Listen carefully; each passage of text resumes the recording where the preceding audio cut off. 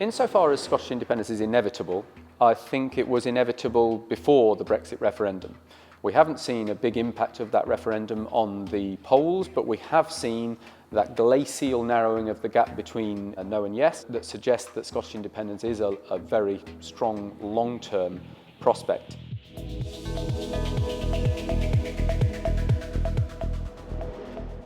Public opinion in Scotland has changed with respect to independence, but only slightly or only slowly.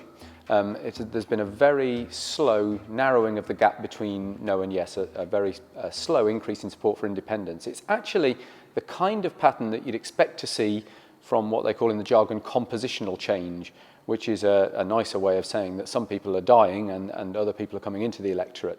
That compositional change in the electorate whereby the people who are most supportive of the Union are slowly dying, whereas the people who are most supportive of independence are coming into the electorate, that's a very kind of long-term advantage for the yes campaign.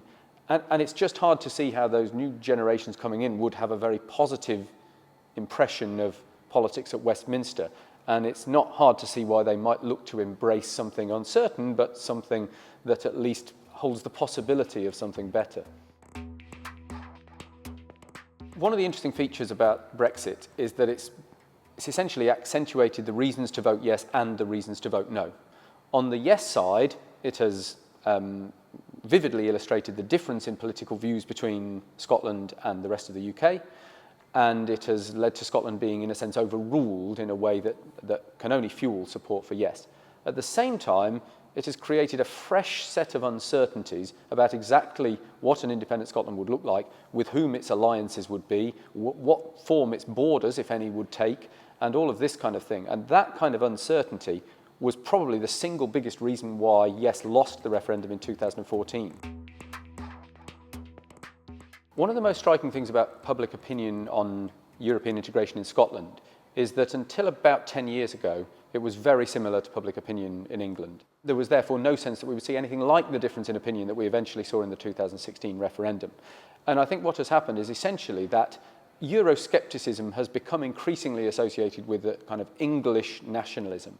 Although there are some economic reasons, not least to do with the shrinking population in Scotland, and therefore the Scottish economy needs immigration to a greater extent than the English economy, let's say, does, I think much of the difference lies in a sense that internationalism, and in particular the opposition to Euroscepticism, is a way that Scotland can be seen as distinctive in its identities. And there's an interesting parallel here with, if we look at opinions on specific economic issues, you don't see big differences between Scotland and England. But if you ask people whether they feel left or centrist or right, you see a big difference between Scotland and England. There's a clear sense that Scottish political identity is left-wing and it's open to the EU and more international than English identity, even though the reality on the ground of public opinion, in a sense, is not that they're not so different.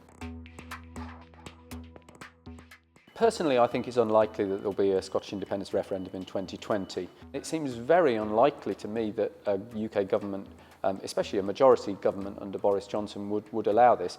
For a start, it's likely to have lost most, if not all, of its seats in Scotland, so there's little to lose by becoming more unpopular north of the border.